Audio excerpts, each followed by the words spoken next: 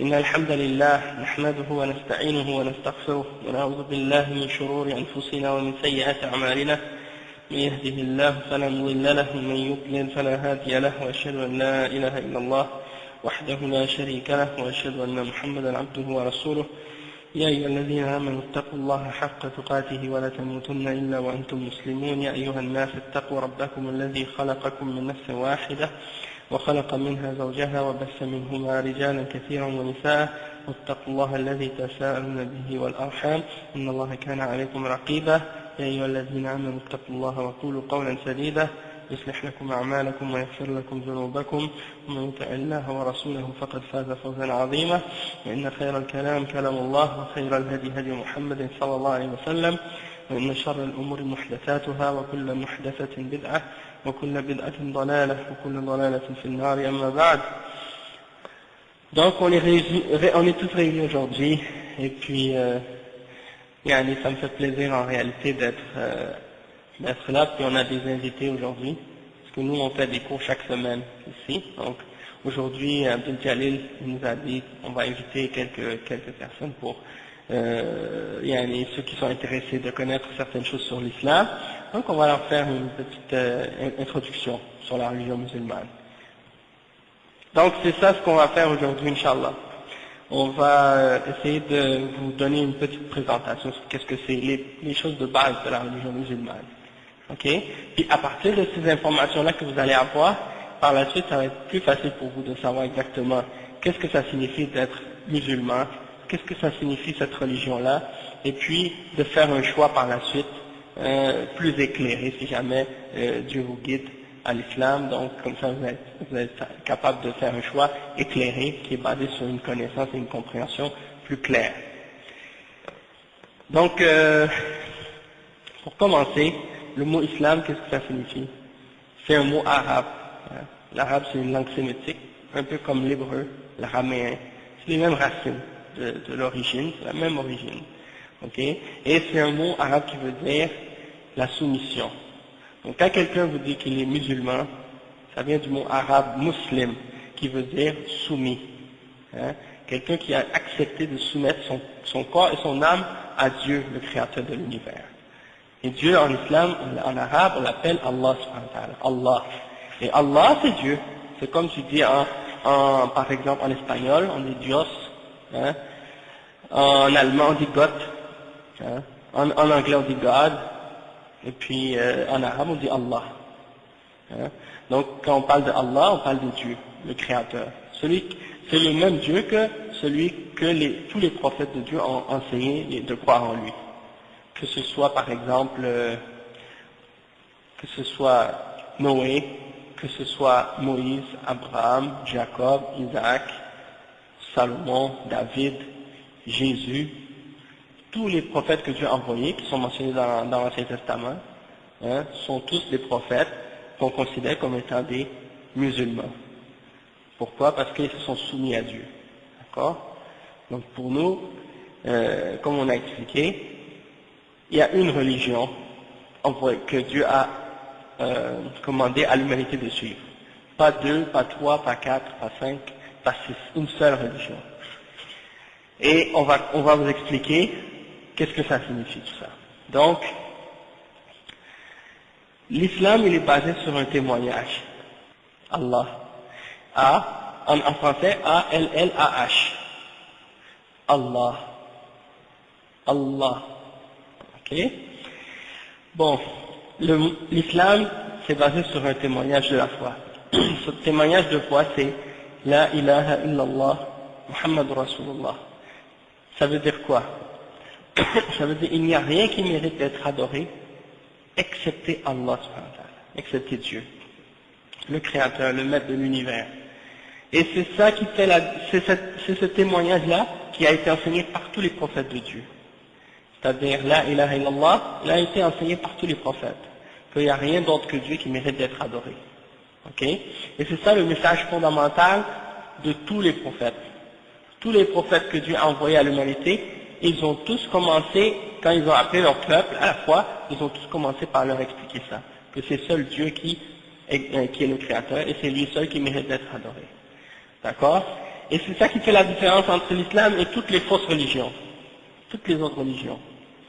C'est-à-dire pourquoi? Parce que tous les autres personnes qui suivent une religion, qui prétendent croire en Dieu, ou qui disent qu'ils croient en Dieu, quand on voit dans la réalité, dans la pratique, dans l'application de leur religion, ils n'adorent pas Dieu seul. Soit qu'ils adorent d'autres avec Dieu, hein, comme par exemple les chrétiens qui adorent Jésus, par exemple, qui prient Jésus. Il y a d'autres, parmi les catholiques, qui vont prier Marie, qui vont prier les saints, hein, les statues, les croix, les idoles. Les hindous, la même chose, qui prient toutes sortes de statues et d'idoles. Les bouddhistes, la même chose. Hein. Donc, c'est des gens qui prient d'autres que Dieu. Hein. Et ça, c'est considéré dans l'islam comme étant le plus grand péché que quelqu'un peut commettre. Parce que c'est l'idolâtrie. Tu associes, tu donnes à Dieu des partenaires dans l'adoration. Et c'est Dieu seul qui mérite d'être adoré. Donc tu as commis le plus grand péché en faisant ça. Mais non seulement ça, il y en a qui contredisent justement ce principe-là, non pas parce qu'ils adorent d'autres avec Dieu, mais parce qu'ils prennent des intermédiaires entre eux et Dieu pour l'adorer. C'est-à-dire, ils pensent qu'on ne peut pas passer à Dieu directement si on veut prier Dieu. Il faut passer par quelqu'un, hein, par une chose. Soit une statue, soit une idole, soit un ange, soit un roi, comme les vaudouisants qui vont prier d'elle, hein, soit un prophète, soit un saint, hein, soit une étoile, ou le soleil, ou d'autres choses. Et ça, c'est une autre forme d'idolâtrie qui est considérée dans l'islam comme une des plus grandes formes d'idolâtrie. C'est l'excuse par excellence, ou l'argument par excellence, utilisé par les idolâtres pour adorer ce qu'ils adorent en dehors de Dieu. Ils disent, on les adore pas eux, on les prend seulement comme des intermédiaires pour se rapprocher à celui qui est Dieu. Hein. Et donc, d'une façon indirecte, c'est comme ça qu'ils rentrent dans l'idolâtrie sans même s'en apercevoir parfois. Donc, l'islam est venu pour détruire toutes ces formes d'idolâtrie-là. Ok? Comme on a dit, Dieu a envoyé à chaque peuple des prophètes et des messagers pour leur rappeler le but de leur existence. Hein, que le but de leur existence, c'est d'adorer leur Créateur, d'adorer Dieu. Mais, étant donné que, bien entendu, bon, le diable essaie toujours de les détourner, de les dévier du droit chemin, il essaie de les faire tomber dans l'adoration de d'autres que Dieu. Il essaie de les faire tomber dans l'adoration des images, des idoles, des statues, des saints, des anges ou d'autres choses que Dieu. Et ça représente un des points qui détruit la foi de quelqu'un, en réalité. Parce que pour croire en Dieu, c'est pas juste de dire je reconnais que Dieu existe, ou je reconnais qu'il y a un créateur. Si quelqu'un dit ça, il n'est pas croyant réellement encore. Dans l'islam, selon l'islam, il y a des conditions pour que quelqu'un ait une foi en Dieu et que cette foi en Dieu-là soit acceptée et soit valable. C'est pas juste de dire je reconnais l'existence de Dieu. La plupart des gens qui adorent des idoles ou qui adorent qui prennent des intermédiaires entre eux et Dieu, ils reconnaissent que Dieu existe. Le problème, c'est qu'ils adorent d'autres avec Dieu. Hein? Et donc il faut, en plus de reconnaître son existence, il faut dire que c'est lui le seul maître. Il n'y a pas d'autre maître dans l'univers que lui. Il ne partage pas son royaume avec personne, ni avec un être humain, ni avec un ange, ni avec un prophète, ni avec quoi que ce soit. Il n'y a pas un atome dans l'univers qui existe, excepté que c'est Dieu qui est son maître, excepté que c'est lui qui décide sa destinée. Qu'est-ce qui se passe avec? Il n'y a pas une goutte d'eau qui tombe, que ce soit de la pluie, ou bien une feuille dans un arbre, ou bien n'importe quoi qui existe dans la création, même un grain de sable dans le désert, excepté que c'est Dieu qui est son maître. Hein? Et il n'y a pas une chose qui existe dans la création, excepté que c'est Dieu seul qui l'a créé. Donc Dieu ne partage pas son pouvoir avec personne d'autre.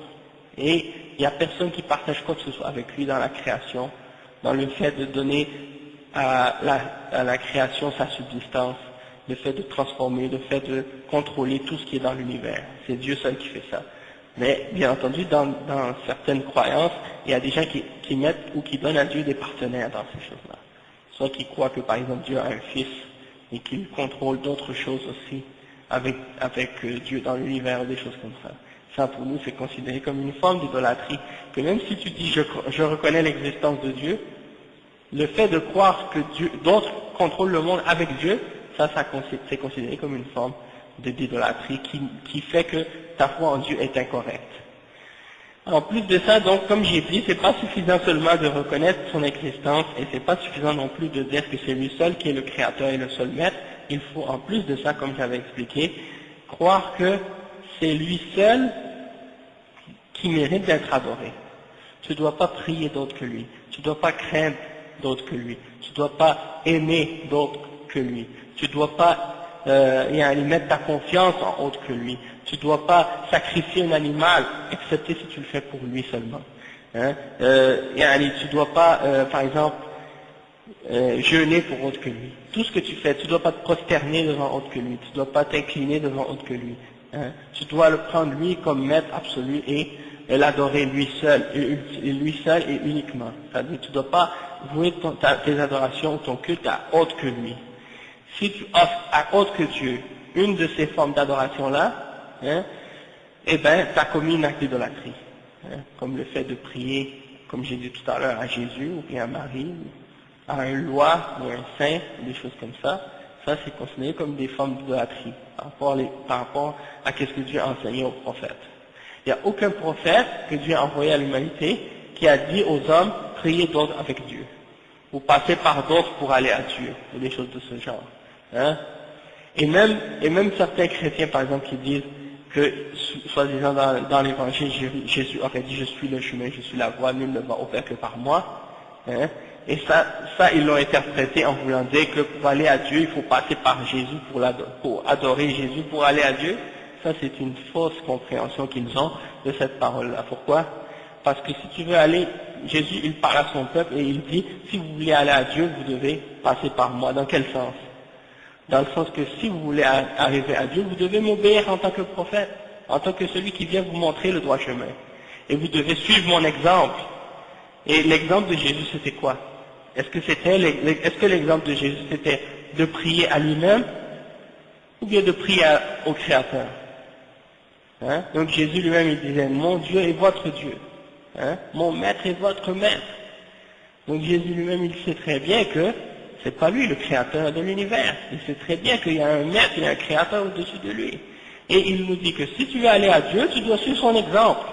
Dans ce sens-là. Hein? Donc, à l'époque de Moïse, quelqu'un ne pouvait pas aller à Dieu sans suivre l'exemple de Moïse. Hein? À l'époque d'Abraham, quelqu'un ne pouvait pas aller à Dieu excepté en suivant l'exemple d'Abraham. Et c'est ainsi de suite comme ça. Chaque prophète a son époque.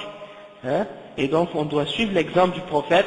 Si tu veux arriver à être bien guidé, tu dois suivre l'exemple qui est amené par le prophète. Tu ne peux pas adorer Dieu comme tu veux selon ton imagination, selon tes propres passions, selon tes désirs. Il faut suivre le message et l'exemple qui a été amené par le prophète pour l'adorer. Donc ça, c'est un autre point très très important à ce sujet-là. Ensuite, il faut bien comprendre aussi, c'est que une fois que tu as reconnu qu'il y a un seul créateur, une fois que tu as reconnu qu'il existe, qu'il est le seul maître, une fois que tu as reconnu que c'est lui seul qui mérite d'être adoré, il faut également ensuite de ça reconnaître que la façon dont on doit connaître Dieu et comprendre qui est Dieu, c'est en se basant sur sa révélation. On n'a pas le droit de décrire Dieu selon notre propre imagination, selon nos propres compréhensions, et de donner à Dieu des noms qu'il ne s'est pas donné lui-même.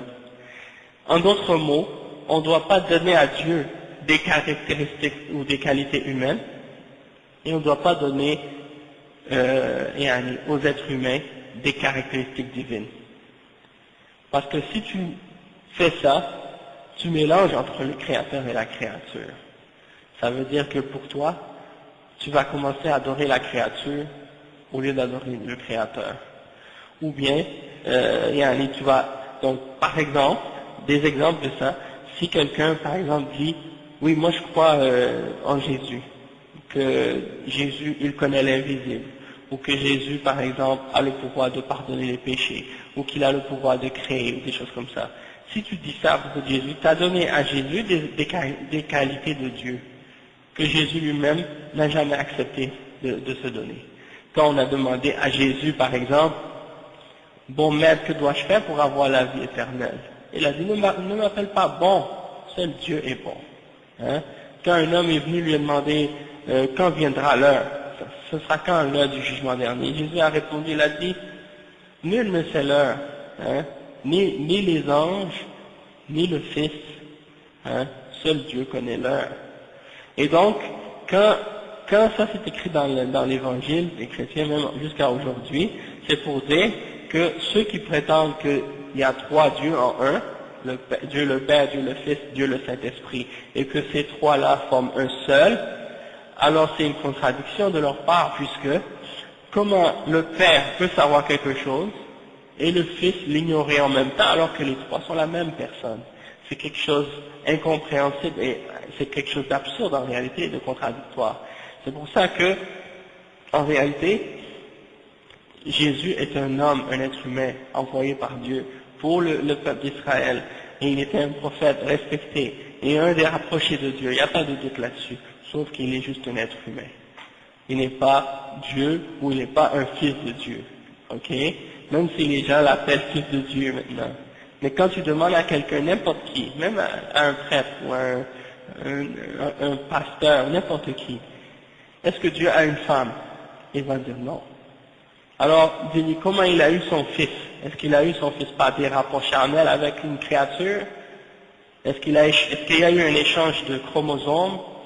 Est-ce qu'il y a eu un échange de génétique, hein, entre un spermatozoïde et une ovule? Et qu'il y a eu un mélange de spermatozoïdes divins avec une ovule humaine pour que ça crée un être humain moitié divin, moitié humain? Est-ce que c'est comme ça que ça s'est produit? Bien entendu. Aucun chrétien ne va dire une chose pareille. Parce qu'ils savent très bien que c'est quelque chose, que ça marche pas comme ça. Dieu n'est pas un animal ni un être humain. Au contraire, Dieu, tout ce qui existe, il le crée. Il le crée par sa volonté et par son ordre et son commandement. Il n'a qu'à dire soit et fait. Hein? Donc, Dieu, il a créé Jésus de la même façon qu'il a créé Adam. Adam n'avait pas de père ni mère. Est-ce qu'on va dire qu'il était un fils de Dieu à cause de ça? Est-ce qu'on va dire qu'il était divin parce que c'est Dieu qui l'a créé directement sans intermédiaire? Hein? Et on pourrait dire par exemple que qu'est-ce qui est plus grand comme miracle? Le fait de créer un être humain à partir de la terre et de souffler en lui une âme, ou bien de créer un être humain à partir d'une femme et de le faire sortir de son ventre. Ça, c'est la façon dont chacun d'entre nous, on est né. On sort du ventre d'une femme. Mais de sortir de morceaux de terre que Dieu a modelé, puis qu'il a mis son âme dedans et qu'il l'a fait vivre, ça c'est plus grand comme miracle. Hein? N'importe quel d'entre vous, prenez un peu de terre, faites-le en forme humaine, essayez de le faire vivre. Essayez de mettre une âme dedans, vous n'êtes pas capable. Tandis que tout le monde est capable de faire un enfant avec une femme. Et ça c'est, malgré tout, pour Dieu, Dieu l'a créé, Jésus, sans l'intervention d'un homme. Il l'a créé seulement par l'intermédiaire d'une femme seulement. Parce qu'il est capable de faire ça, et c'est facile pour lui. Et la raison pour laquelle Dieu a fait ça avec Isa, avec Jésus, paix et salut sur lui, c'est parce que il voulait éprouver les hommes, et les tester, et voir est-ce qu'ils allaient transgresser la limite de Dieu à propos de Jésus ou non. Parce qu'il y a des hommes qui ont une foi ferme en Dieu et qui savent que peu importe qu'est-ce qu'un être humain peut faire comme miracle ou comme prodige, il reste toujours un être humain et on ne va pas tomber dans l'exagération à son sujet et commencer à l'adorer en dehors de Dieu. Mais il y a d'autres êtres humains qui n'ont pas compris réellement qu'est-ce que ça signifie de croire en Dieu, et lorsqu'ils voient quelque chose d'extraordinaire ou quelque chose qui est surnaturel, automatiquement ils tombent dans l'exagération et dans l'idolâtrie. Et ils se mettent à adorer cet être-là au lieu d'adorer Dieu. Hein? Et ils déifient des êtres humains ou des animaux ou des choses. Hein? En Inde, dernièrement, il y a une enfant qui est née, elle avait 4 bras, 4 jambes. Ils l'ont pris comme une déesse, ils ont commencé à l'adorer. Parce qu'ils ont trouvé qu'elle avait quelque chose de vrai, wa alaykoum salam wa rahmatullah. Parce qu'ils ont trouvé d'elle qu'elle avait quelque chose de vraiment extraordinaire, de vraiment surnaturel. Hein? Et déjà, les hindous, ils ont une statue d'un dieu qui a plusieurs bras, plusieurs jambes. Donc, pour eux, c'était une manifestation de cette divinité-là. Hein? Et le fait que Dieu l'a créé avec 4 bras, 4 jambes, Dieu, il est capable de faire s'il veut même plus que ça. Mais c'était juste un signe pour les éprouver, pour les tester. Et malheureusement, ces gens-là ont échoué le test. Pourquoi? Parce qu'ils n'ont pas compris que peu importe comment un être humain peut être extraordinaire ou avoir des pouvoirs surnaturels, ils ne sont jamais du fait d'être un être humain. Wa alaykoum salam wa rahmatullah. Il reste toujours un homme, un être humain, hein, peu importe. Hein, et il ne mérite pas l'adoration. D'accord? Et donc ça c'est un exemple par rapport à notre croyance en Dieu, mais par rapport à notre croyance au prophète. Par exemple, on croit en Jésus. Nous les musulmans, nous croyons en Jésus. Et pour nous, c'est un des grands messagers de Dieu, un des 5 plus grands messagers de Dieu.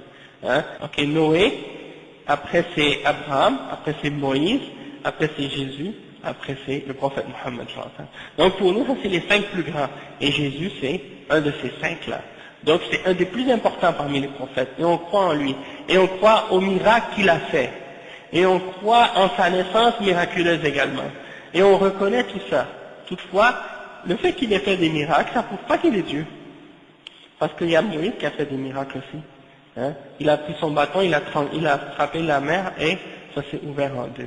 Hein? Il a fait tomber sur Dieu par son intermédiaire a fait tomber 10 signes pour Pharaon, hein, pour les ramener au droit chemin.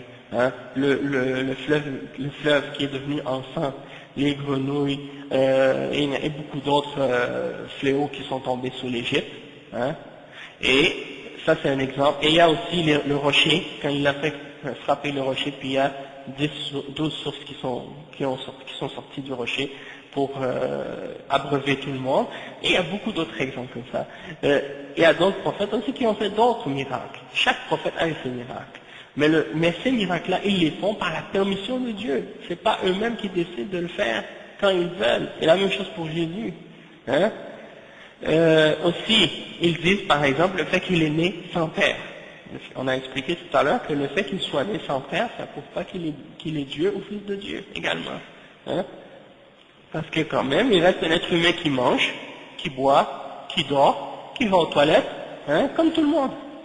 Hein? Donc quelqu'un qui a ces caractéristiques-là, c'est des caractéristiques humaines. Et quiconque a ces caractéristiques humaines ne mérite pas d'être adoré, ne mérite pas d'être appelé Dieu. Hein? Et Dieu n'a pas d'enfant, ni de garçon, ni de fille. Hein? Tout est créé par Dieu. Hein? On est des créatures seulement. C'est sûr que même si on est des créatures, il aime certaines créatures plus que d'autres, parce qu'elles sont plus proches, parce qu'elles sont plus obéissantes, parce qu'elles sont plus pieuses, parce qu'elles adorent plus Dieu, et ainsi de suite, mais ça reste une créature quand même. Ça reste des créatures. Exactement. Il a créé Ève à partir d'un homme, à partir d'une côte. Hein? Il a formé une femme avec. Donc ça c'est un exemple.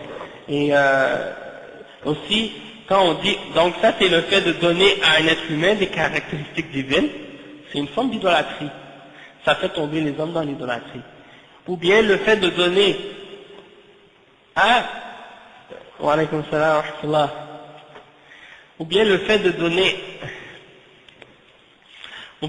donner à Dieu des caractéristiques divines, humaines, des caractéristiques humaines. Ça aussi c'est une forme d'idolâtrie. Hein? Comme par exemple ceux qui vont décrire Dieu en disant que, par exemple,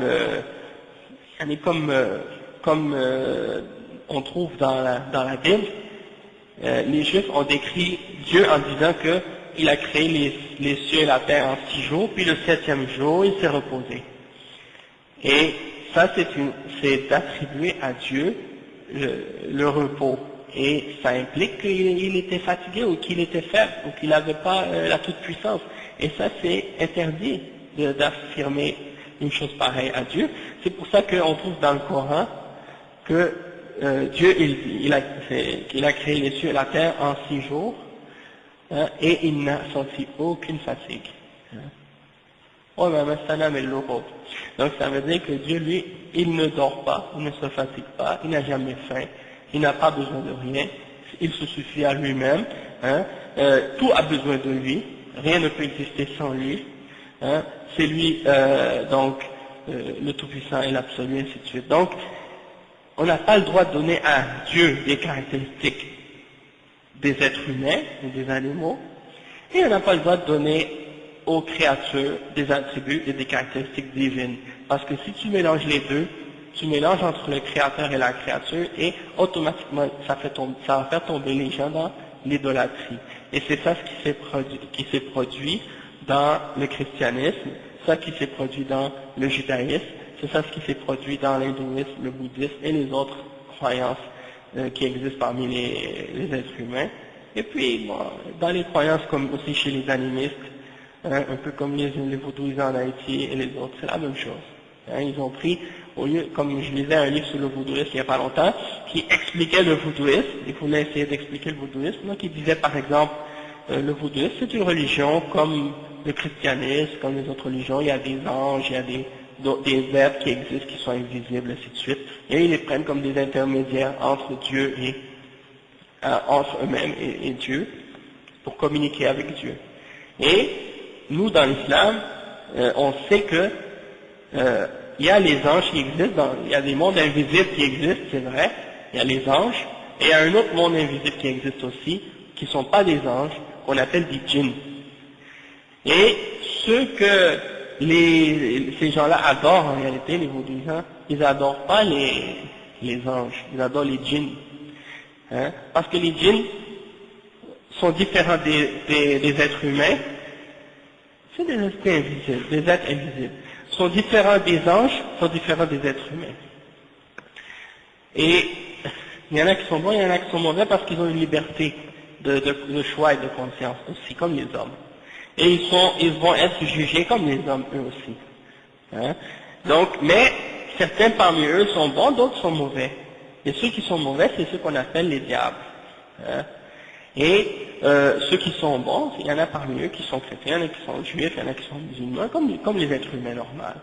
Puis, il y en a parmi les hommes qui rentrent en contact avec certains de ces êtres-là. Et il leur demande des services en échange de l'adoration ou des formes de sacrilège ou des formes d'idolâtrie que ces hommes-là vont pratiquer pour se rapprocher à eux, pour avoir des services en échange. Parce que les djinns ont des capacités de faire des choses que les êtres humains n'ont pas la capacité de faire. Parce qu'ils sont beaucoup plus rapides, ils ont la capacité même de voler, ils peuvent faire beaucoup de choses, ils peuvent même changer d'apparence, changer de forme. Donc ils ont une force beaucoup plus grande que la force des êtres humains, donc ils sont capables de faire des choses que les hommes ne peuvent pas faire, et certains hommes entrent en contact avec eux pour essayer de contrôler les êtres humains et de les égarer. Mais ils ne peuvent pas rentrer en contact avec eux sans faire des actes d'idolâtrie et de sacrilège. Donc, c'est pour ça que dans l'islam, on n'a pas le droit d'entrer en contact avec les djinns, et que c'est une forme d'idolâtrie, parce que c'est une condition pour rentrer en contact avec eux, de leur offrir de l'adoration ou quelque chose en échange. Et ça, c'est pourquoi nous, on considère toutes ces choses-là comme la magie, l'astrologie, la voyance, toutes ces choses-là comme des formes d'idolâtrie, la sorcellerie et tout ça.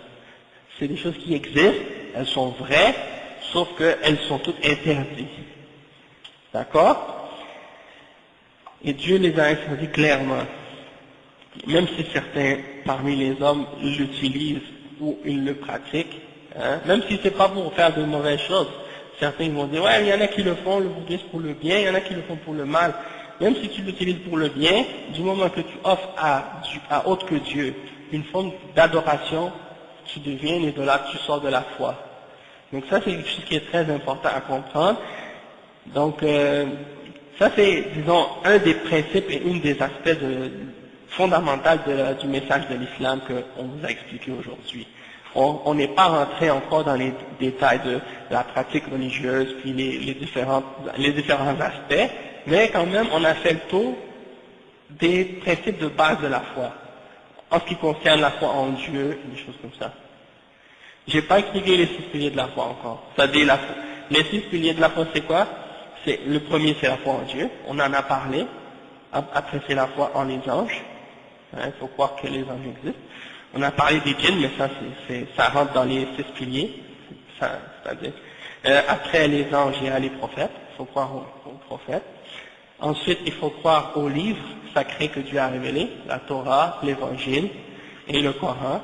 Ensuite, il faut croire en le jour dernier, c'est-à-dire le paradis, l'enfer, le jugement dernier, toutes ces choses-là. On va tous être ressuscités puis tous être jugés. Et ensuite, il y a le dernier pilier de la foi qui est la foi en la prédestination, que Dieu a tout écrit. Il a su tout ce qui va se produire à l'avenir, il a tout écrit, et tout ce qui se produit dans l'univers, c'est selon sa volonté, et il a tout créé. D'accord? Donc ça, c'est les 6 piliers de la foi. Puis, il y a peut-être un autre point qui est important de comprendre, c'est par rapport à l'islam, c'est que nous, les musulmans, donc, qu'est-ce qui nous distingue aussi des messages des autres prophètes qui sont venus avant, c'est qu'on croit au dernier des prophètes, qui est le prophète Mohammed, paix et salut sur lui, et en le Coran aussi.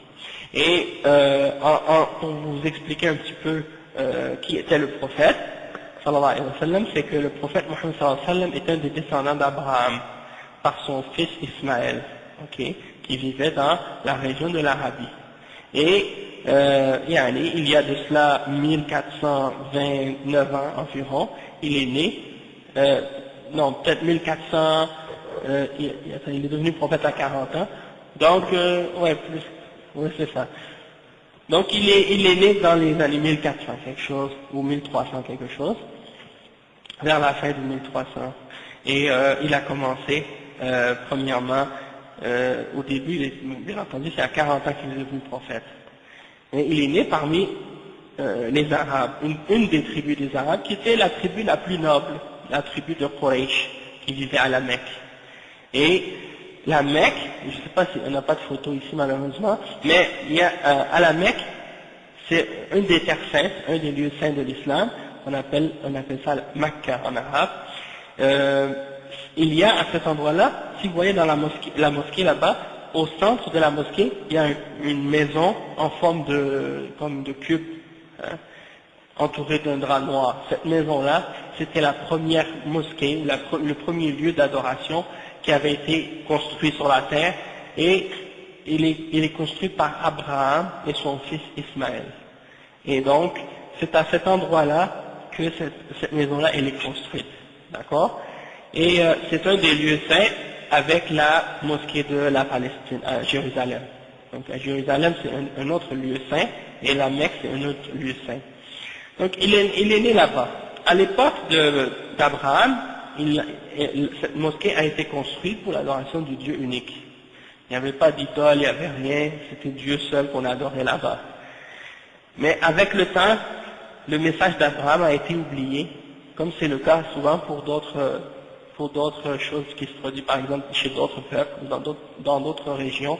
Quand le message des prophètes est venu, avec le temps, des fois il y a des gens qui viennent, qui changent le message. Comme les gens ont changé le message de Jésus, de sorte qu'aujourd'hui, la religion chrétienne que les gens pratiquent, c'est pas la religion que Jésus a enseignée à son époque. Le message de Jésus a été transformé avec le temps. Bon, alors la même chose est arrivée avec la religion d'Abraham. La religion d'Abraham était le pur monothéisme, et il a été transformé avec le temps. Et là, il y a des Arabes qui ont introduit dans la religion d'Abraham l'adoration des idoles. Donc il y avait 360 idoles autour de la maison que Abraham a construite à un certain moment donné. Et le prophète Mohammed, paix et salut de Dieu sur lui, il est né dans cette région-là, à cette époque-là, et après Dieu lui a révélé la révélation. Et il lui a ordonné d'ordonner aux hommes d'adorer Dieu seul et d'abandonner l'idolâtrie, d'abandonner l'adoration des idoles et des statues et des choses comme ça. Donc au tout début, il a commencé à expliquer ça à son peuple, et les Arabes n'ont rien voulu savoir de lui. Ils l'ont persécuté, ils l'ont chassé, et ceux qui ont cru en lui au tout début, c'était des esclaves, des gens simples de la société qui ont commencé à le suivre, mais au début il n'avait aucune autorité, aucun pouvoir, aucune force pour soi-disant se protéger ou protéger les gens qui ont cru en son message.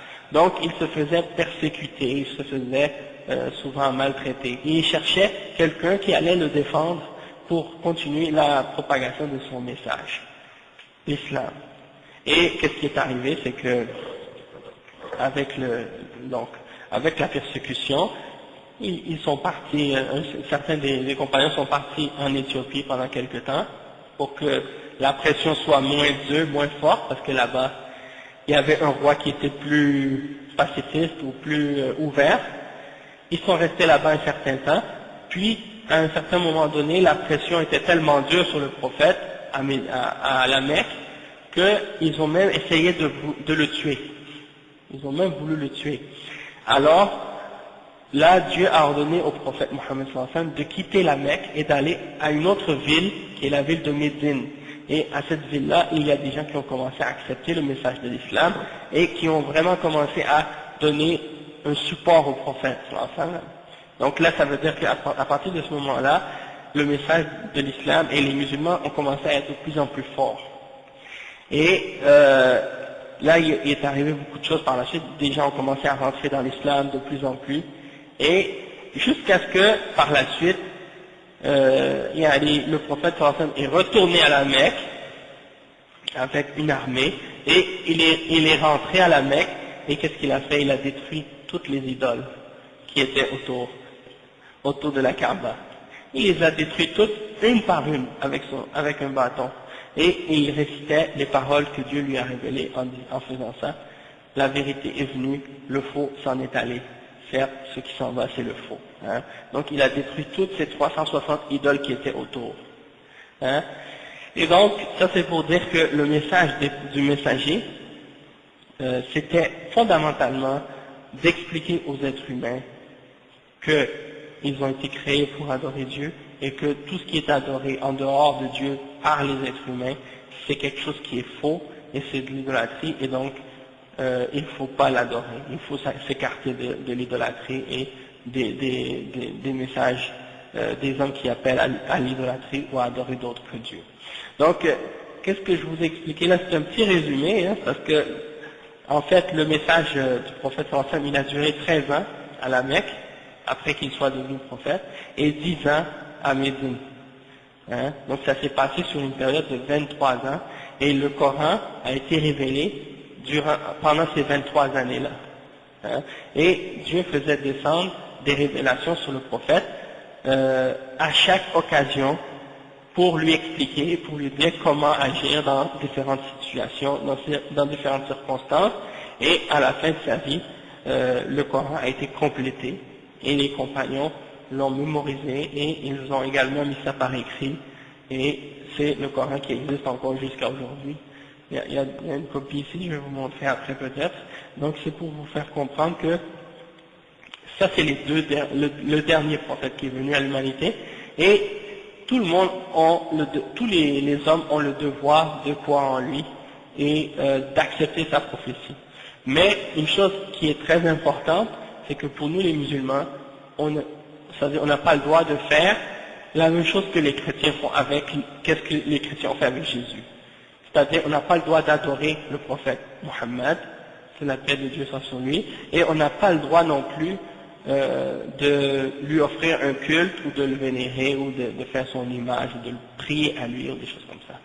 Si quelqu'un qui se dit musulman prie au prophète ou à n'importe qui d'autre, il sera automatiquement en dehors de la religion. Il sera considéré comme un idolâtre. Il a quitté la foi s'il fait ça. Parce que c'est le plus grand péché que quelqu'un peut faire. Non. Ça c'est un verset dans le Coran dans lequel Dieu s'adresse à Jésus en fait. Si. Oui, dans l'avenir. C'est pour montrer qu'est-ce qui va arriver au jugement dernier en fait.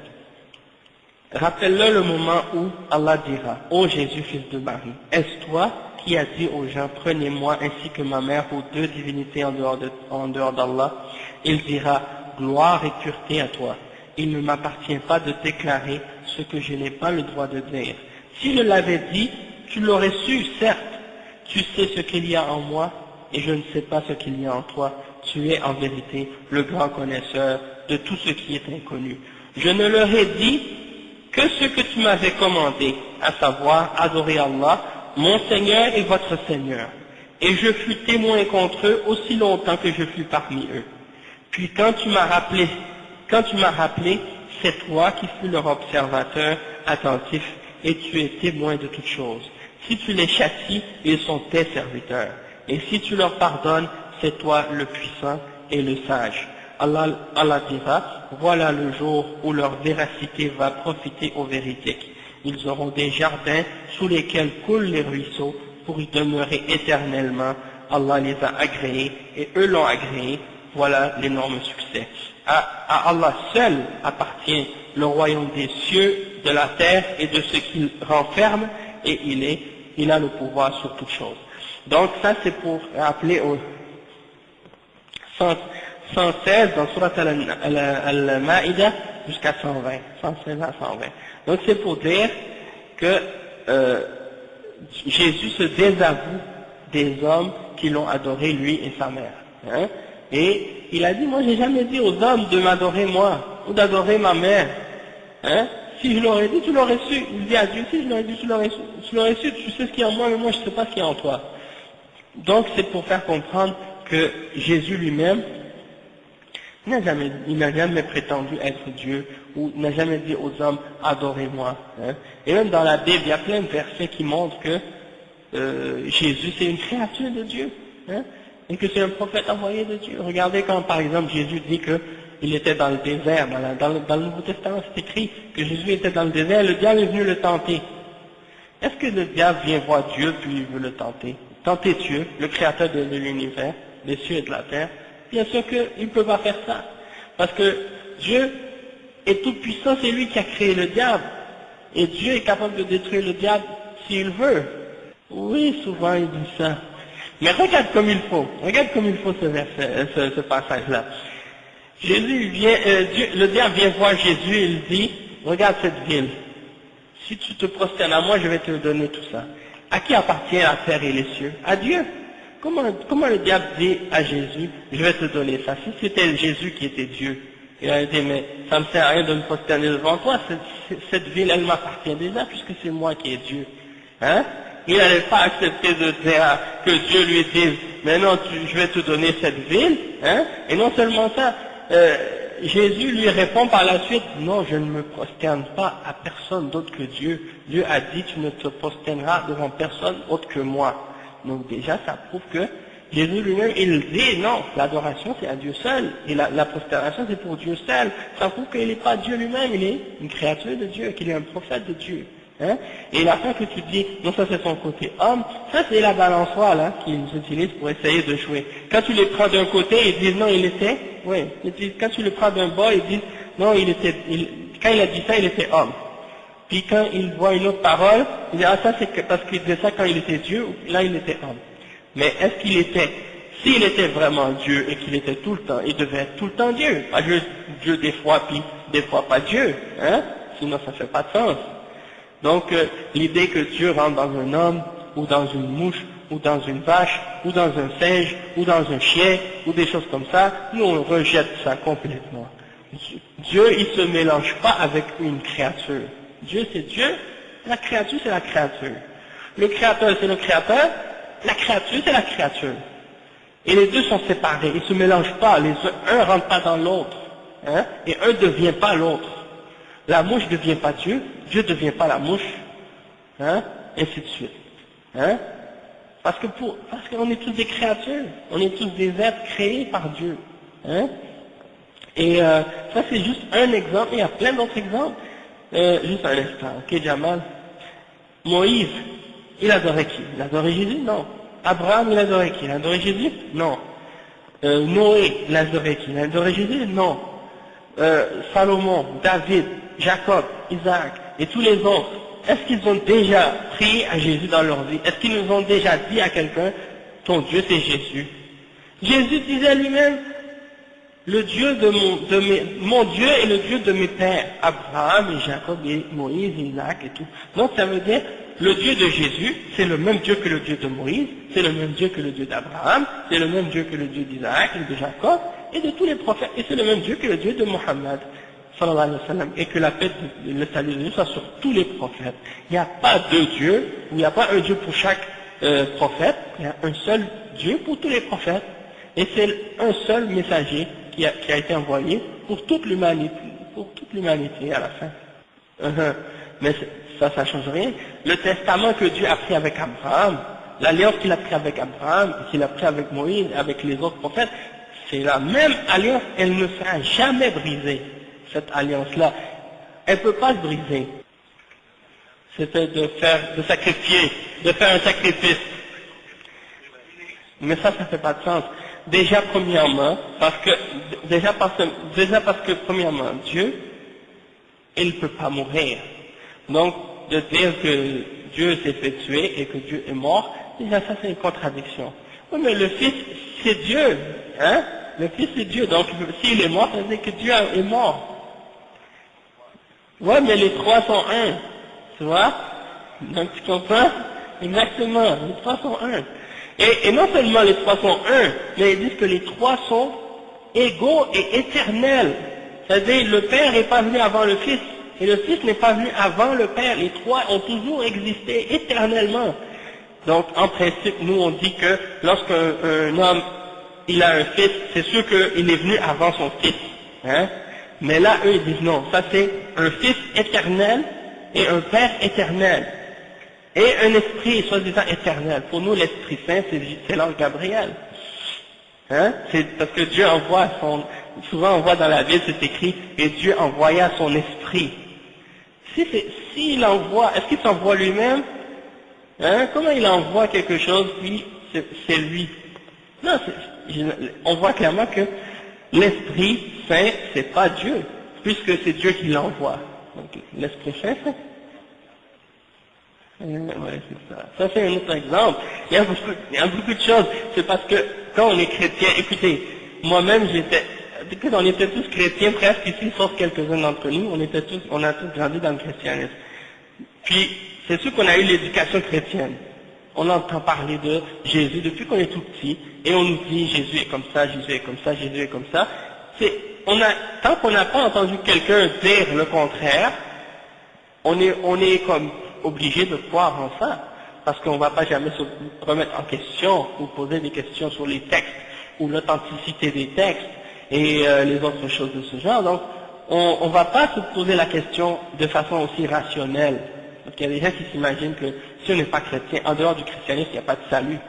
Et que tu es obligé, pour être croyant, d'être chrétien, sinon t'es athée ou tu es en dehors de la foi. Alors que non, c'est pas vrai. Hein? Donc, c'est pour ça que c'est important de vraiment réfléchir sur ces choses-là. Si tu avais une question. Nous sommes des créatures de Dieu. C'est ça ce que nous sommes, comme Jésus en fait. Et comme on voit que, par exemple, dans la Bible, comme tout à l'heure c'est écrit, comme c'est écrit dans Jean, dans l'évangile de Jean, quand Dieu a tant aimé le monde qu'il a donné son Fils unique hein, en sacrifice, ainsi de suite. Ça c'est dans Jean. Et quand on regarde dans l'Ancien Testament, il y a plusieurs autres prophètes qui sont appelés fils uniques de Dieu également. Donc, selon la Bible, selon ce qui est écrit dans la Bible, Dieu a plusieurs fils uniques. Hein? Je pense que David a été appelé fils unique également, et Salomon était appelé fils unique. Et même mon premier-né, certains d'entre eux sont appelés my firstborn en anglais, mon premier-né. Donc ça, c'est des termes qui sont utilisés dans la Bible. Et c'est pour ça que nous, dans l'islam, Allah il nous a révélé le Coran, et le Coran il a été protégé et purifié de tous ces genres d'amalgames dans les termes. Hein? Parce que les rabbins et les juifs, ils ont utilisé le terme fils de Dieu pour parler de certains êtres humains, de certains prophètes, hein? Et ils ont attribué à Dieu des fils, et les chrétiens ont appelé Dieu le Père, pour éliminer tout amalgame et tout mélange, parce qu'on sait que chez les Grecs, chez les Hindous, Dieu a des femmes, Dieu a des fils, Dieu a des filles, Dieu se reproduit avec des femmes et des choses de ce genre, ainsi de suite. Ça n'existe pas dans le Coran et dans les paroles du prophète. On n'a pas le droit d'appeler Dieu Père et Dieu n'a pas de fils parmi les hommes. Il a créé les hommes. C'est vrai que certaines créatures, Dieu les aime plus que d'autres, mais ça ne veut pas dire qu'ils sont des fils de Dieu. Pourquoi on parle plus de Mohammed que de Jésus? Ok. La raison pourquoi on parle plus du prophète Mohammed sallallahu alayhi wa sallam que de Jésus, c'est parce que il y a plusieurs raisons. Une des raisons, c'est que premièrement, Jésus, comme le Coran nous le dit, il a été envoyé au fils d'Israël. Ça c'est de un. Et même dans la Bible c'est écrit. On ne m'a envoyé que pour la maison de la brebis perdue d'Israël. Et aussi, même, quand des gens venaient, même de d'autres peuples qui venaient voir Jésus, il a dit, moi on m'a envoyé seulement pour la brebis perdue d'Israël. Il y a une femme samaritaine une fois qui est venue et voulait demander à Jésus quelque chose, il a refusé de l'aider. Puis par la suite, elle a supplié, et elle l'a touché finalement. C'est comme si pour dire, à la fin, elle a dit, même les chiens, ils ramassent les miettes que le maître jette en bas de la table, en voulant dire, on mérite même, on va prendre même les petites miettes que vous nous laissez, même si t'es pas venu pour nous, mais quand même, on peut quand même profiter un peu de toi. Dans ce sens-là, c'était pour dire que il s'imaginait que il n'était pas, c'est-à-dire les gens s'imaginaient qu'ils voulaient l'aide de Jésus, et Jésus leur disait non, moi je suis pas venu pour vous, je suis venu seulement pour les gens de la maison d'Israël. Parce que chaque prophète était envoyé pour leur peuple à eux, avant. Chaque prophète avait sa mission, et ils étaient envoyés uniquement pour un seul peuple, et non pas pour toute l'humanité. Et Jésus, il n'était pas venu pour toute l'humanité, il est venu pour un seul peuple, c'est-à-dire le peuple d'Israël. En passant, Jésus n'est pas mort. Il est monté aux cieux, et il va revenir vers la fin des temps, compléter sa vie. Ça, c'est la croyance des musulmans. On croit en ça. On croit que Jésus n'a pas été tué ni crucifié. Il a été élevé aux cieux, et qu'il va revenir vers la fin des temps pour terminer sa vie et mourir, comme tous les autres hommes. Il va être enterré, et il va être ressuscité avec tous les hommes à la fin des temps, comme les autres êtres humains. Donc ça, c'est notre croyance en ce qui concerne Jésus. Puis, il aura une mission à faire dans le sens qu'il va diriger les musulmans dans la bataille et il va prier avec les musulmans et il va également tuer l'antéchrist, celui qu'on appelle l'antéchrist. En arabe, on l'appelle le Dajjal. Il va venir, il va le tuer, ainsi de suite. Et pourquoi nous on prend plus d'importance, on donne plus d'importance au prophète Mohammed sallallahu alayhi wa sallam qu'à Jésus, c'est que Jésus, comme j'ai dit, il est venu à son peuple, pour son peuple à lui, tandis que le prophète Mohammed sallallahu alayhi wa sallam, il est venu pour toute l'humanité en entier, et c'est le dernier prophète. Et son message est universel, et il ne se limitait pas juste à une nation ou à une époque seulement, il est venu pour tous les peuples. Et jusqu'à la fin son message est là jusqu'à la fin des temps. Et quand on regarde sa mission et son message et son exemple qu'il a laissé, c'est un message qui nous clarifie tous les aspects de la vie. Dans le sens que quand on regarde par exemple dans le Coran, on va trouver dans le Coran les règles qui ont rapport avec tout ce qui a rapport avec la vie en entier. Même dans les rapports même les plus intimes, entre un homme et sa femme, ou bien les rapports entre les familles, ou les rapports sur le plan social de la société, ou bien les choses qui ont rapport avec l'économie, ou les choses qui ont rapport avec les lois et le système juridique, et même les choses politiques. Tout ça c'est clarifié et détaillé en détail dans le Coran. Même l'héritage, par exemple, les choses qui ont rapport avec le mariage et tout ça, le divorce, toutes ces règles-là sont détaillées et clarifiées. Mais tandis que si tu regardes par exemple juste dans l'évangile et dans l'exemple de Jésus, tu ne trouves pas les détails de chacune de ces explications détaillées-là. Et étant donné que les chrétiens ne croient pas non plus ou ne pratiquent pas vraiment en qu'est-ce qui est dans l'Ancien Testament, ils sont laissés c'est les hommes qui font leur propre loi et ils gardent la religion uniquement pour une question spirituelle, comme pour la prière, pour les choses de prière, de spirituel à l'église, mais en dehors de l'église, c'est comme si la société et la vie est basée sur des lois faites par l'homme et fabriquées par l'homme. C'est pour ça que vous voyez par exemple que dans la Bible c'est écrit tu ne feras pas l'adultère, mais quand tu sors dehors, tu regardes la loi canadienne, la loi haïtienne, les autres lois, ils disent 2 adultes consentants ont le droit de faire la fornication, ils n'ont aucune punition, aucune peine. Donc il y a, à cause de ça, il y a une contradiction entre la loi des hommes et les lois divines. Tandis que dans l'islam, les deux sont la même chose. Les lois religieuses sont les lois civiles. Il n'y a pas de distinction entre les deux. Hein? C'est pour ça que les musulmans, on vit selon les lois de Dieu, même dans la société. C'est-à-dire quelqu'un ne peut pas dire je crois en Dieu, mais je peux faire l'adultère parce que la loi permet l'adultère. Mais non, Dieu a interdit, et c'est les lois de Dieu qui doivent être appliquées dans la société, pas les lois des hommes. Parce que les lois des hommes veulent toujours tenter de rendre permis ce que Dieu a interdit. Hein? Et donc c'est pour ça qu'il y a une contradiction dans le christianisme, parce qu'il n'y a pas de loi civile, tandis que dans le Coran, il y a toutes les lois de la vie, tous les aspects de la vie. Hein? Dans tout ce qui a rapport avec ces choses-là. Dans le christianisme, par exemple, le divorce est interdit chez les catholiques. Mais quand quelqu'un veut se divorcer, il doit aller à la cour pour avoir un contrat de divorce. Hein? Alors que dans l'islam, il y a les règles détaillées sur le mariage et le divorce.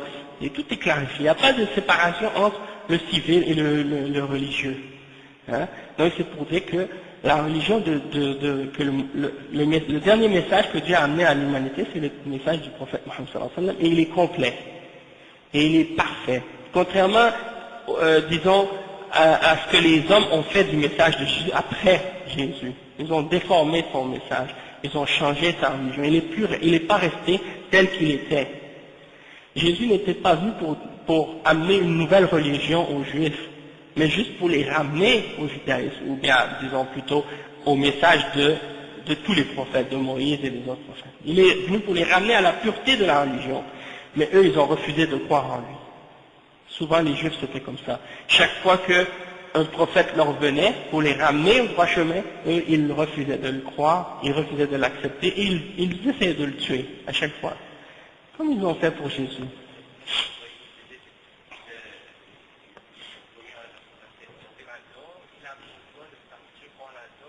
Ok.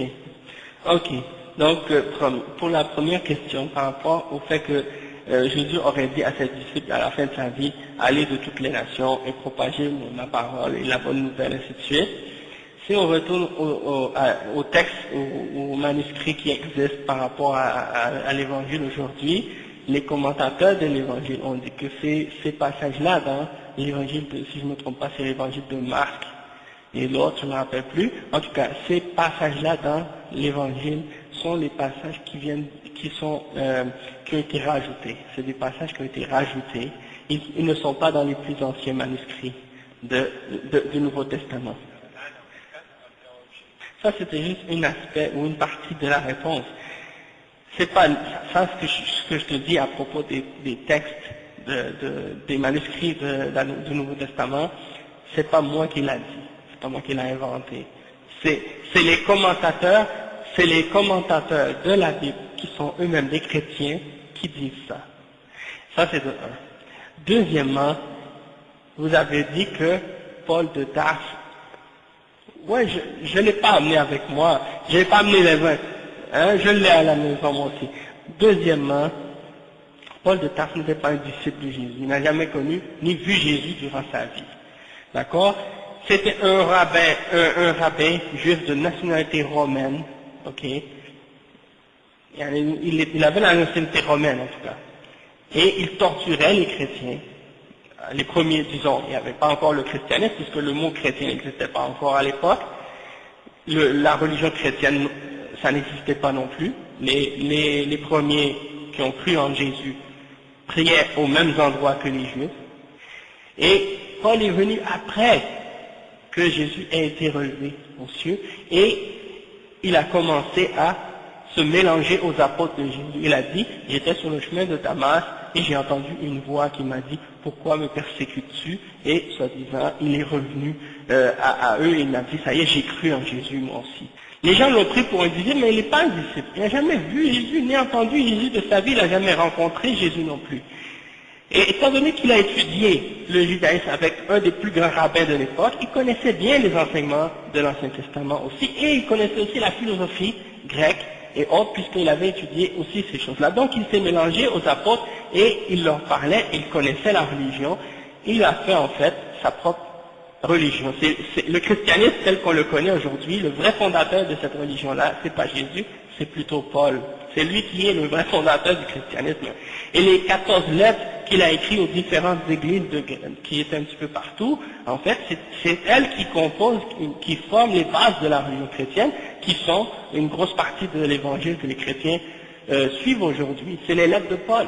Donc, lui, il a ramené, comme tu dis, le judaïsme aux autres qui n'étaient pas juifs, mais en le transformant et en adaptant le judaïsme à ces différents peuples païens là qui adoraient des idoles et qui adoraient d'autres choses que Dieu, pour leur faire croire en ce message-là. Puis par la suite, le message du christianisme a été adapté par l'Empire romain avec Constantin, vous savez l'histoire, avec le concile de Nicée, puis on a voté pour la Trinité, on a voté pour les 4 évangiles, parce qu'il y avait plus que 4 à l'origine, mais on en a pris ces 4-là, puis on les a choisis, on les a mis dans le couvercle avec les autres, et on a dit ceux-là sont inspirés, les autres c'est des apocryphes, et après ça, qu'est-ce qui est arrivé, c'est qu'il y a eu les autres chiistes qui sont apparus, le protestantisme plus tard, avec Martin Luther et tous ces autres trucs, qu'est-ce que vous avez déjà entendu parler de ça.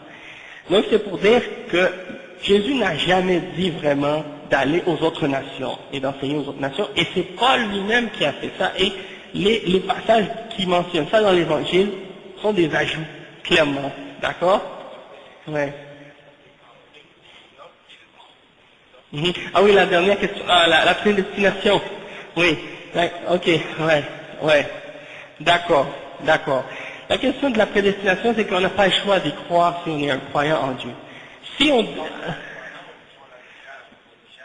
Attends, je vais vous expliquer. C'est que, quand on dit qu'on croit en la prédestination, quand quelqu'un dit qu'il croit en Dieu mais qu'il ne croit pas en la prédestination, ça implique des contradictions dans sa foi. Je vais vous dire pourquoi. Premièrement, tout le monde est obligé de dire, s'il croit en Dieu, que Dieu sait tout. Donc, tout le monde doit être d'accord de savoir que Dieu, il sait notre destination. Comment on va finir et où on va finir. Personne ne peut remettre ça en question. Deuxièmement, personne ne peut remettre en question aussi le fait qu'il n'y a rien qui peut aller contraire à la volonté de Dieu. D'accord? Et il n'y a personne qui peut remettre en question le fait que Dieu est tout puissant et qu'il a le contrôle sur tout ce qui se passe et qu'il n'y a pas rien dans l'univers qui peut aller contre sa puissance et contre sa volonté. À partir de ce moment-là, on est obligé de croire à la prédestinée.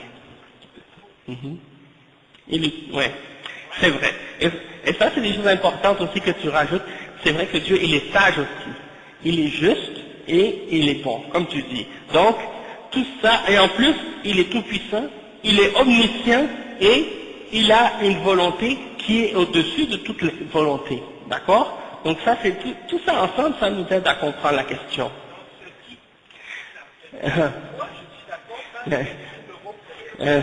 D'accord. Mais moi, qu'est-ce que je t'explique en fait? C'est une question parfois que les gens mélangent.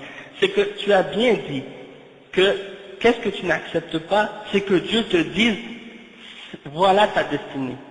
Mais Dieu ne te l'a pas dit. Dieu ne t'a jamais dit quelle sera ta destinée.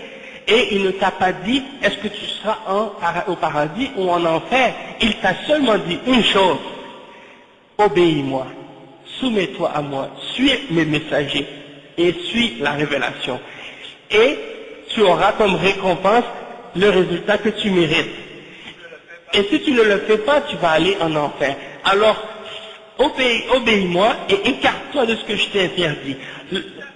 Et à la fin, tu auras ce que tu mérites.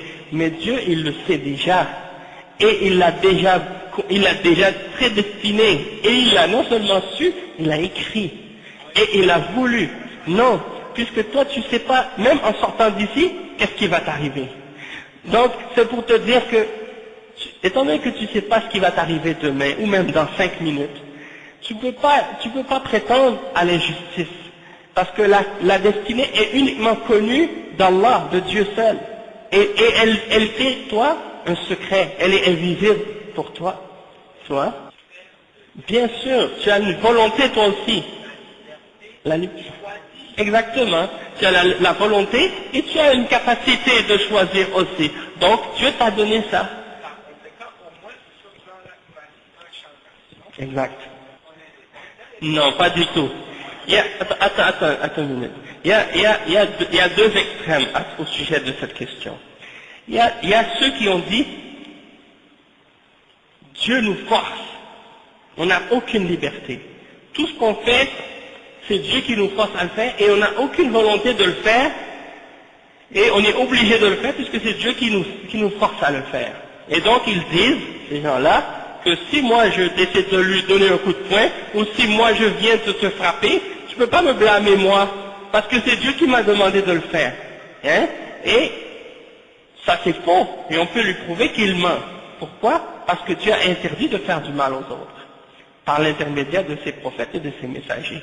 Donc celui qui voudrait essayer de se défendre pour qu'est-ce qu'il fait de mal en utilisant la prédestinée, on lui répond en disant non, tu ne peux pas te baser sur la prédestinée pour justifier le mal que tu fais aux autres puisque Dieu t'a interdit de faire le mal aux autres. La même chose, la personne qui fait le bien, il remercie Dieu de lui avoir permis de faire ce bien-là et il aura la récompense pour le bien qu'il a fait et celui qui a fait le mal aura la punition pour le mal qu'il a fait. C'est la même chose, mais il y a l'autre extrême aussi. L'autre extrême de ceux qui disent Dieu ne sait pas ce qu'on va faire avant qu'on le fasse et nous pouvons imposer à Dieu quelque chose ou faire quelque chose qui va en contradiction avec la puissance et la volonté de Dieu et que Dieu n'a aucune décision là-dedans. Ça c'est l'autre extrême parce que ceux-là ils ont associé à Dieu d'autres divinités parce qu'ils ont dit qu'il y a d'autres choses qui peuvent créer en dehors de Dieu et qu'il y a d'autres choses qui peuvent agir de façon absolue dans l'univers en dehors de Dieu. Et c'est comme s'ils ont mis. Et limiter en même temps la connaissance infinie de Dieu, et ça c'est une autre forme d'égarement. Donc nous sommes entre ces deux extrêmes. Nous affirmons que Dieu il a la connaissance infinie, il a toute puissance, hein, et la connaissance ainsi de suite, et la volonté absolue, et la sagesse, et la bonté, mais en même temps on affirme que l'homme il a une volonté et une capacité toutefois. Cette volonté et cette capacité-là, elle est toujours limitée par la volonté et la toute-puissance de Dieu. Pourquoi? Parce que même si toi, tu as l'intention de faire quelque chose de bien, tu ne peux pas le faire excepté si Dieu l'a voulu. Et si tu veux faire quelque chose de mal, tu ne peux pas le faire non plus, sauf si Dieu l'a voulu. Et tu ne feras à la fin que ce que Dieu a voulu. Exactement, c'est ce que tu as dit.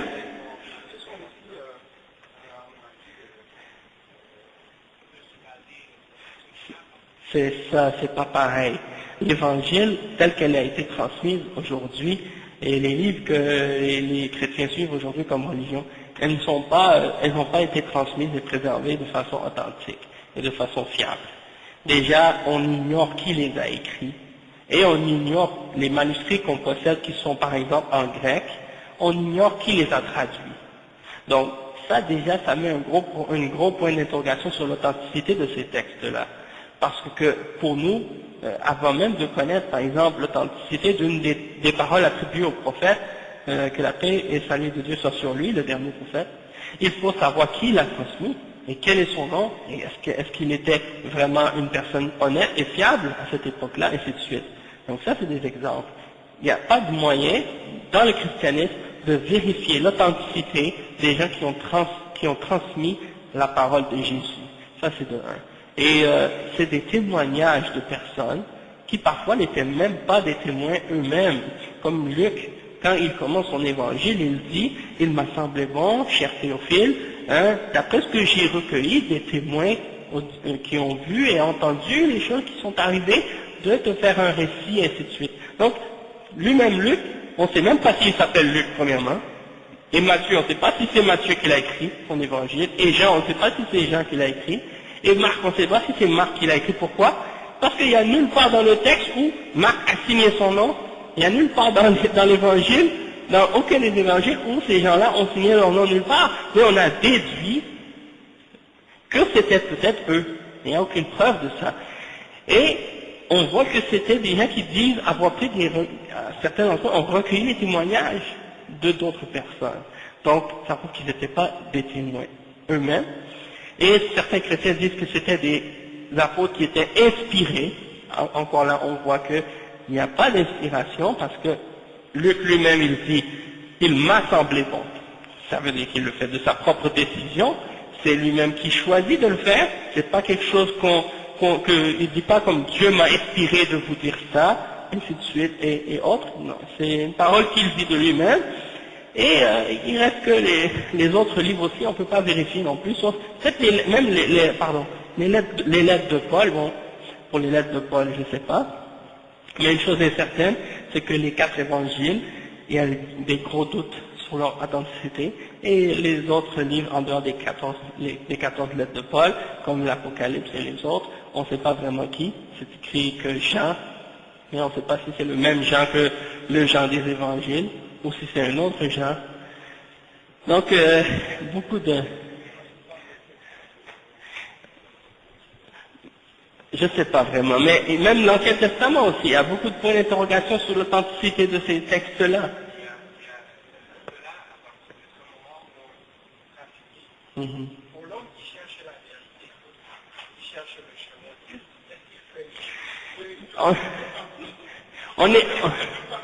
on est tous supposés d'être des chercheurs de la vérité. On est tous supposés d'être des hommes qui... Bien sûr, parce qu'elle existe cette vérité, et il n'y a pas de doute qu'il y en a qui l'ont trouvée. Mais il y en a qui l'ont pas encore trouvé, ou qui pensent l'avoir trouvé, qui ne l'ont pas trouvé réellement. Donc, l'important, c'est qu'on s'aide entre nous à trouver cette vérité-là. Hein? Voilà. Bon, je l'ai lu, ouais.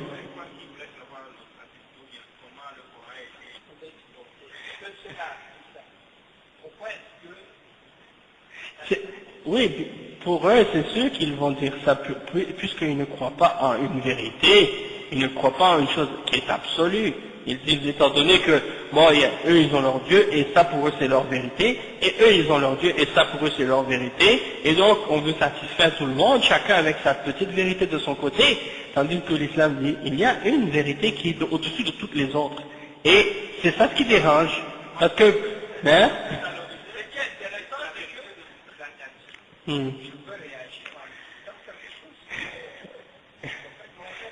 Oui, mais il n'y a pas de problème. Votre nom c'est quoi? Votre nom c'est quoi?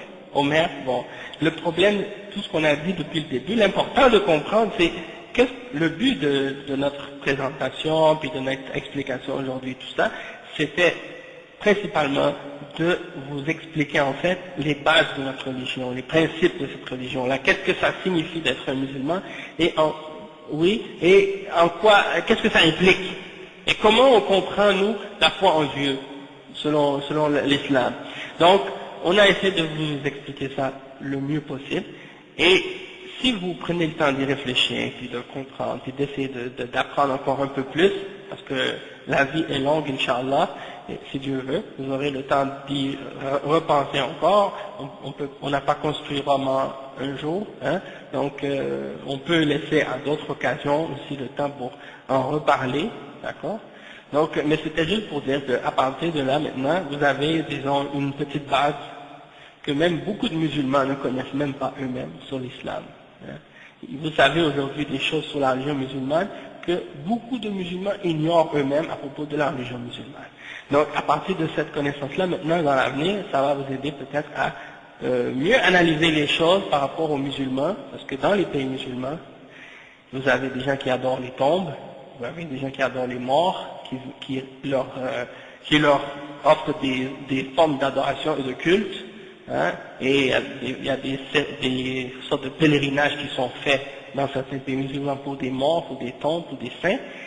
pour vous montrer que même parmi les musulmans, beaucoup de musulmans ont dévié du droit chemin que les prophètes ont enseigné, et que nous-mêmes, en tant que musulmans, on est obligés de dénoncer ces genres de déviations-là et de déformations-là du message de l'islam. D'accord? Parce qu'il y a des gens qui ont pris entre eux et Dieu des intermédiaires dans l'adoration. Parmi les gens qui se disent musulmans et qui ont sorti justement de l'enseignement du pur monothéisme qui est enseigné par tous les messagers de Dieu. C'est pour ça donc. Là maintenant, à partir de ce que vous avez appris, de tout ce qu'on vous a expliqué, et des petites questions que vous avez posées, des réponses qu'on a essayé de donner, bon, j'espère que maintenant vous avez une meilleure compréhension, que ça va vous aider par la suite, dans l'avenir, à comprendre encore mieux l'islam.